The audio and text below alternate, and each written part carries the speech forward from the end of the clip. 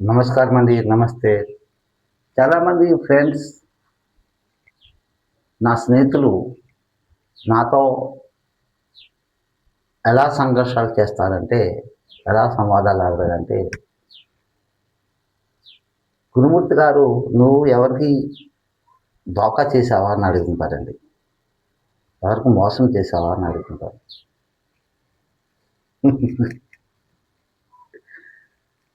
అంటే ఎందుకంటే ఇది కమాల్ కమాల్ అంతరంగ మాటలండి. నేను మోసం ఎవరికి చేస్తానండి? నాకేం కావాలి మోసం చేసి? నేను నిజంగా మోసం అయ్యాను గానీ, నేను ఎవరికీ మోసం చేయలేదండి. No never. ఈ ప్రపంచంలో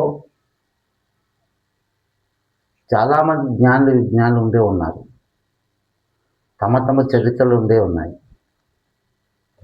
మా చరిత్ర ఈ ప్రపంచంలో ఏ సినిమాకి సంబంధించింది కాదు.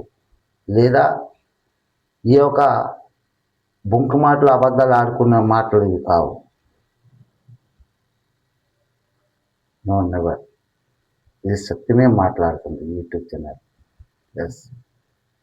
నాడు నుండి నేడు వరకు ఓం జై శ్రీ జగన్నాథుడు, కలియుగ భగవంతుడు ఆ మనసుతో తీసుకుని వెళ్ళిన యూట్యూబ్ ఛానల్. అందులోనే అమ్మ కనకదుర్గమ్మ, తమ్ముడు అంకితమ్మ మనసుతో మీతో మాట్లాడుతుంది. ఇది సత్యమైన మాట. నేను ఎవరికి దోఖా చేస్తానండి? రమ్మనండి. నేను ఎవరికి దోఖా చేస్తున్నా ఎదురు మాట్లాడతారు. అది రారు.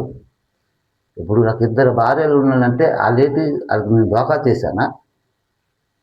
వాళ్ళు నన్ను దోఖా చేశారు. కానీ నేను వాళ్ళు నన్ను దోఖా చేస్తున్నాను ఎప్పుడు అనలేదే. వాళ్ళు నా మనసులో ఉన్నారు. గంగమ్మ నెత్తిమన ఉంది, పార్వతి పక్కన ఉన్నారు, బలరాముడు ఉన్నాడు, జగన్నాథుడు ఉన్నాడు, సుభద్రమ దేవి ఉన్నది. మా ఇంటి మాటలే మీకు చెప్పాలండి. మా ఇంటి మాటలు మీకు చెప్పకపోతే మీకు ఎలాగైనా తెలుస్తుంది కలియుగము అర్థం కథం అయింది. మన ఇండియన్ గురు హాటు హోమ్ సత్యుగంలో వచ్చామని.